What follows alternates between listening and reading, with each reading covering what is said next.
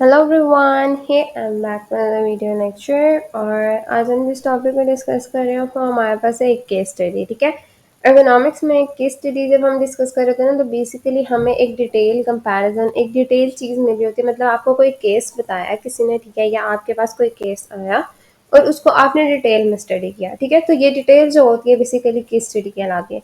So case study जो है भी जो होती है हमारे पास, जो यहाँ पे हमारे पास एग्जांपल है वो ये है कि ऑक्यूपेशनल थेरेपिस्ट के पास कुछ रिक्वेस्ट आई, ठीक है, और एक कंपनी के ऑनर की तरफ से आई थी जो उसका नाम था सीबीसी, मतलब सेंट्रलाइज्ड बुकिंग कंपनी हमारे पास थी, ठीक है। वहाँ पे उन्होंने कहा कि वर्क साइट विजिट करें और कुछ रिकमेंडेशंस दें कि हम मैनेज कैसे करें, हमारे पास बहुत ज़्यादा मस्कुलोस्केलेटल इंजरीज आ रही हैं।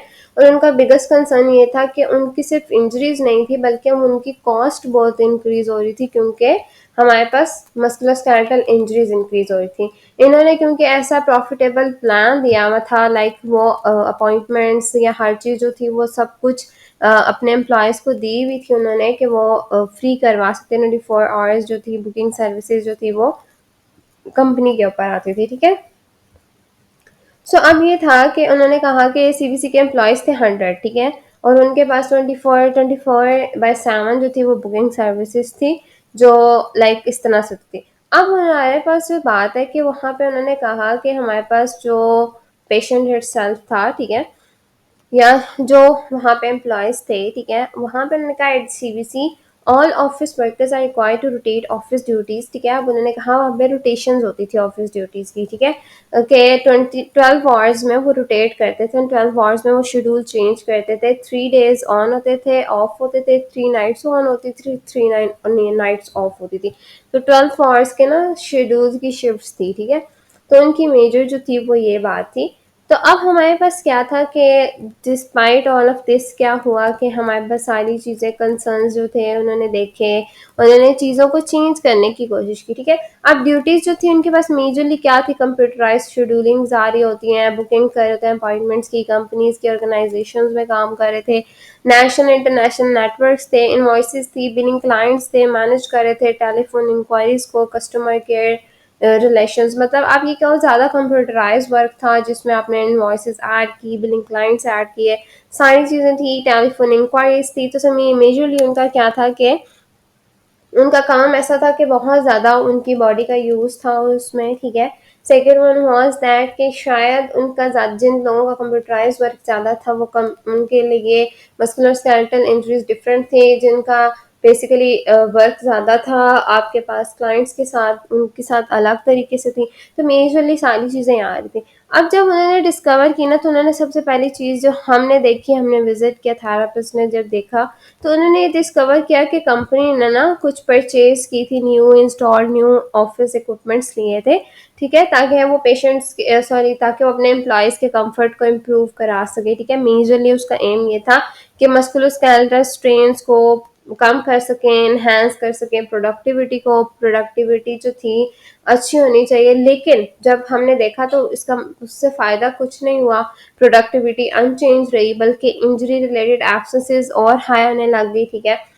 तो वर्कर्स ने एक्सप्रेस की कि डिससेटिस्फैक्शन के हमारे पास जो वर्किंग स्टेशंस थे वो सही नहीं है, ठीक है। मतलब जो उन्होंने नए वर्क स्टेशंस क्रिएट किए, या जो हमारे पास वहाँ पे पोजीशंस उन्होंने ली, या जो वर्कर्स के लिए न्यू वर्क स्टेशंस बनाए गए, बेसिकली वो ज़्यादा अच्छे नहीं बने, ठीक है। सो मेजरली उनका फोकस ये था कि हाँ इस तरह से ये इशू आ रहा है, ठीक है, ये कंसर्न उनका मेजरली आया। अब मैनेजर ने रिक्वेस्ट की specific assistance with how to manage. अब हमारे पास एक जेन पेशेंट थी, ठीक है, जेन इनकी एक एम्प्लॉय थी, ठीक है, जिसका ना बहुत ज़्यादा इशू आ रहा था, ठीक है। और जेन क्या थी, एक बहुत अच्छी एम्प्लॉय थी, लाइक उनकी, ठीक है, एक वेल एस्टेब्लिश वर्क हिस्ट्री रही थी उसकी, लेकिन उसको सस्टेन क्रश इंजरीज हो रही थी to her dominant hand and a head injury in a car accident. अब उन्होंने कहा कि क्रश इंजरीज हुई थी और हेड इंजरी हुई उसको कार एक्सीडेंट में, ठीक है।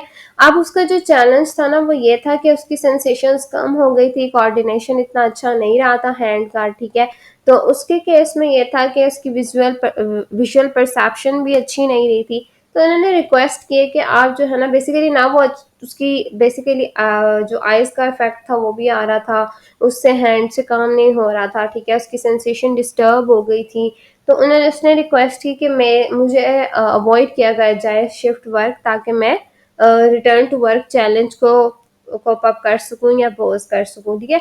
अब वहाँ पे जो चीज़ थी ना वो ये थी कि इस तरह के एक केस नहीं था, और भी कंसर्न्स आ रहे थे। तो मैनेजर ने रिवील किया कि he has received complaints from workers. उसने बहुत ज़्यादा वर्कर्स से ये कंप्लेंट्स रिसीव की थी हमारे पास कि लाइक अभी regarding the fairness of the workload in light of the workers who are limited on their duties. Basically जो वो फेयरनेस नहीं थी, वो ये समझ रहे थे कि कुछ क्लाइंट्स को कुछ एम्प्लॉयज़ को ज़्यादा फेवरेटिज्म मिल रहा है या कुछ इस तरह से, या वो उनकी वर्कलोड डिस्ट्रीब्यूशन जो है वो कम थी। तो इस केस में उनको लगा कि हमारे ऊपर वर्कलोड ज़्यादा आ रहा है, तो शायद ये कॉज हो सकती है। तो फिर क्या हुआ कि बेसिकली जो इनका एम्प्लॉयर था, जो मैनेजर था, उसने कांटेक्ट किया मेडिकल प्रोफेशनल्स को, इंश्योरर्स को, लेकिन वहाँ पे भी कोई ख़ास रिकमेंडेशन नहीं मिला। तो फिर उसने सोचा कि हाँ हाँ प्रोफेशनली हमें अकोमोडेशन देनी चाहिए, कि हमारे पास एक अर्गोनॉमिक जो इंटरवेंशन थी, जो रिटर्न टू वर्क की अकोमोडेशंस थी, जो वर्कलोड की मैनेजमेंट थी, वो सारी हमारे पास जो नीड्स थी ना वो पूरी करने के लिए हमें किसी एक स्पेसिफिक जो है ना ऐसे बंदे की तलाश थी जो उस फील्ड में प्रोफेशनल हो, ठीक है? तो उन्होंने कांटेक्ट किया एक ऑक्यूपेशन थेरेपिस्ट को, जो मेजरली उनकी वहाँ की सारी वर्क स्टेशंस को दोबारा रीडिज़ाइन करे और पर्सन टू पर्सन जो थी वो रीडिज़ाइनिंग करे, ठीक है? तो इसका मेजर ये था कि केस स्टडी में ये था कि अब हमें ज़रूरत थी ना, ठीक है? तो उन्होंने कहा जब ज़रूरत है हमें, तो उसके लिए हमें स्पेसिफिकली इसी से रिलेटेड काम करना है, ठीक है?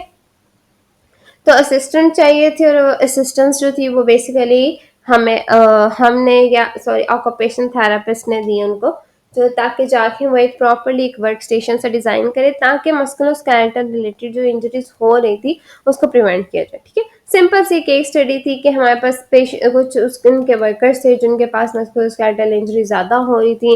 उन्होंने कहा कि हमें कोई ऐसे वर्क स्टेशन क्रिएट करके दिए जाए जिनमें हमारे पास काम हो, ठीक है? तो अब हमारे पास मेजर जो बात आ रही थी कि केस स्टडी की मेजर वजह यही थी कि एक तो उनका वर्कलोड बहुत ज़्यादा था, ठीक है?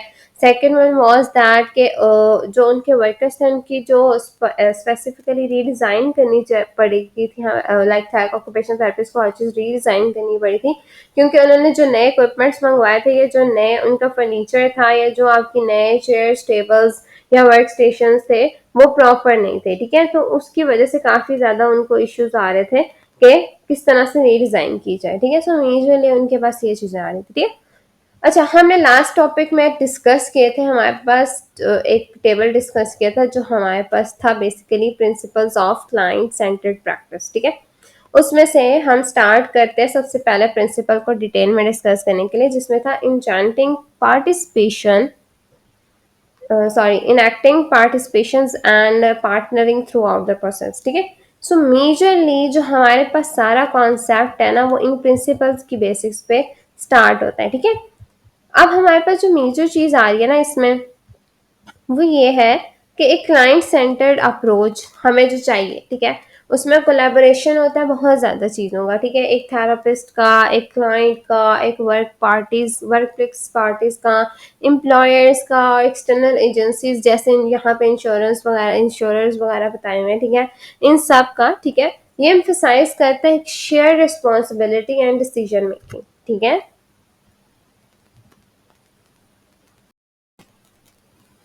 शेयर रिस्पॉन्सिबिलिटी और डिसीजन मेकिंग से मेजरली बात ये कि एक कोलैबोरेटिव पार्टनरशिप चाहिए, ठीक है? एक प्रॉपर हमें चाहिए कि जो सारी एक्सपर्टीज़ है ना उनकी एक प्रॉपर पार्टनरशिप होनी चाहिए, जिसके बाद एट द एंड हमारे जो रिजल्ट हो वो हमारे पास ऑक्यूपेशन जो रिलेटेड था वो अच्छा हो, लाइक हमारे पास जो हमने वर्क स्टेशन डिज़ाइन करने हैं उससे रिलेटेड हो, या जिस भी चीज़ से आप कहते हो कि मेजरली हमारे पास रिलेटेड है उससे ही रिलेटेड हो, ठीक है?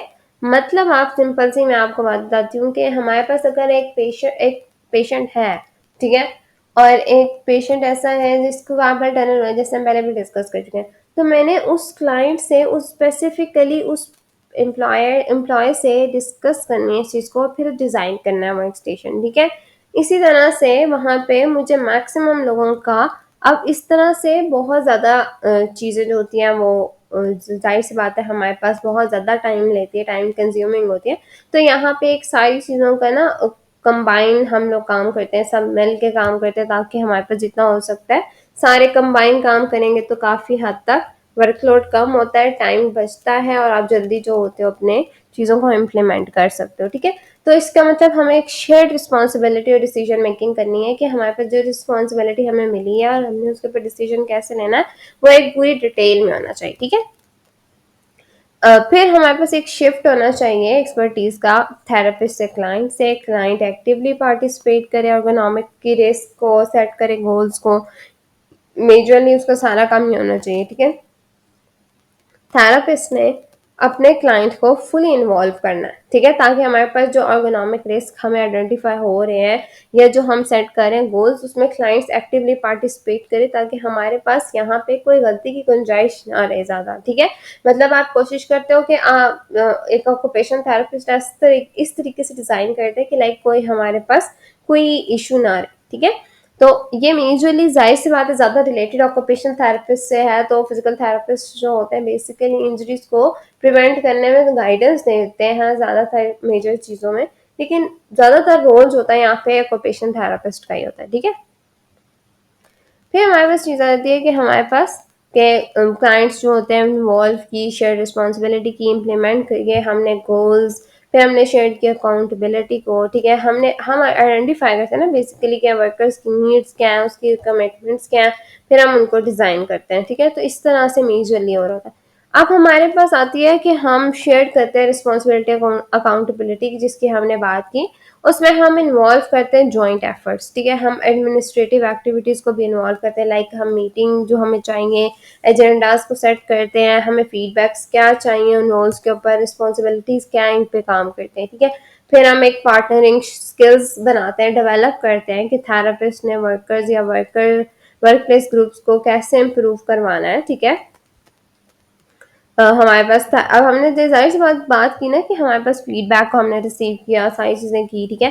सो रिसीविंग फीडबैक्स, गिविंग फीडबैक्स, ये भी हमारे पास एक प्रॉपर जो तरीका होता है ना कि बेसिकली ऑक्यूपेशनल परफॉर्मेंस प्रॉब्लम्स को एक तो आइडेंटिफाई करते हैं, दूसरा ये है कि हम इससे कितना ज़्यादा इम्प्रूव कर सकते हैं इन स्किल्स को, इन चीज़ों को, वर्क स्टेशंस को किस तरह से हम डिज़ाइन कर सकते हैं, सारी मेजर बात यहाँ पे आती है, ठीक है।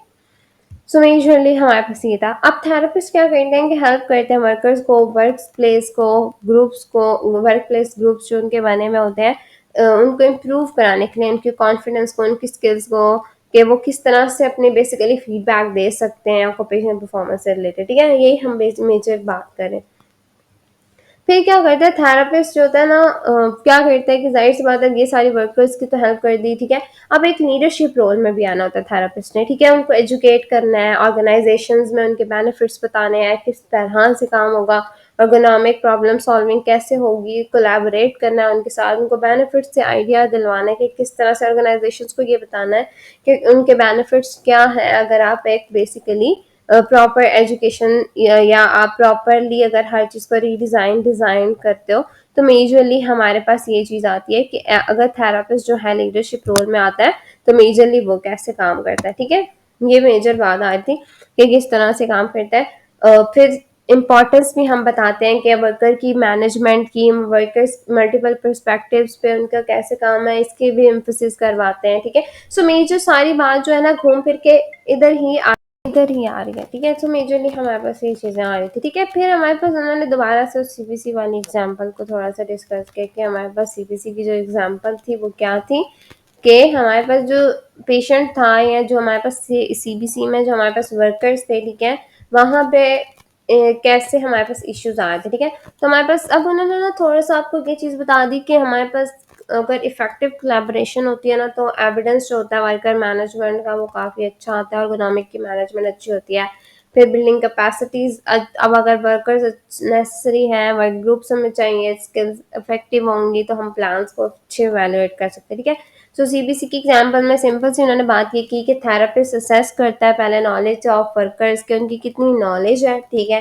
फिर मैनेजर्स की कितनी नॉलेज है, फिर उन पे उस नॉलेज पे बेसिकली देखता है कि आप उससे कोलैबोरेट किस तरह से करना है। मतलब यहाँ पे आपके कम्युनिकेशन स्किल्स के साथ-साथ आपकी असेस करने की नॉलेज अच्छी होनी चाहिए, गुड कम्युनिकेटर होना चाहिए आपको, गुड लिसनर होना चाहिए आपको, एक्टिव लिसनिंग करनी पड़ती है, ठीक है? सो मेजरली काफ़ी चीज़ें होती हैं जो आपने यहाँ पे देखनी होती है, नोटिस करनी होती है, ठीक है?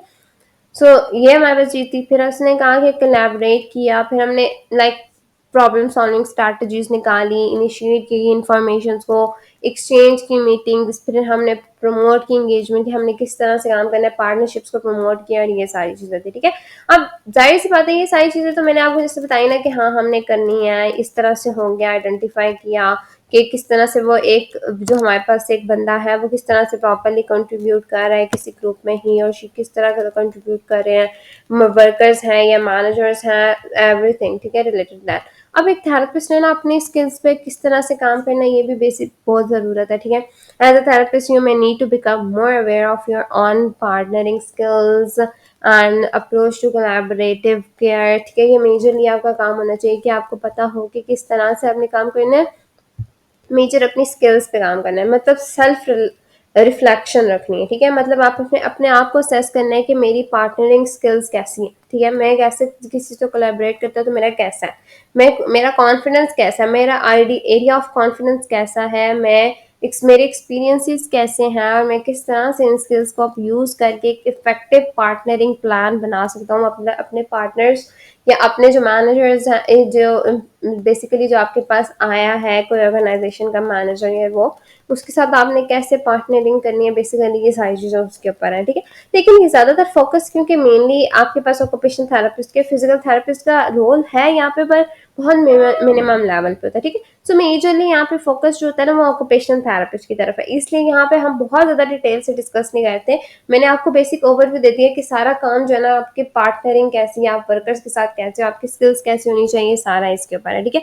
सो मेजरली सारी बात जो एट द एंड आके हुई ना वो यही थी कि थेरेपिस्ट ने भी अगर देखना है तो अपनी पार्टनरिंग स्किल्स को देखना है, कोलैबोरेटिव स्किल्स को देखना है, मेरे पास कैसी स्किल्स है, मैं कोलैबोरेशन कर सकता हूँ कि नहीं कर सकता, मेरा कॉन्फिडेंस कैसा है, अपने आप के ऊपर सेल्फ रिफ्लेक्शन करनी है, ये सारी चीज़ें, ठीक है?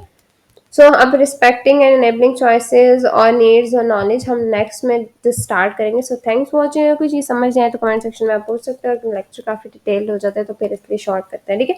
So thanks for watching. कोई चीज़ समझ नहीं आए तो कमेंट सेक्शन में आप पूछ सकते हो।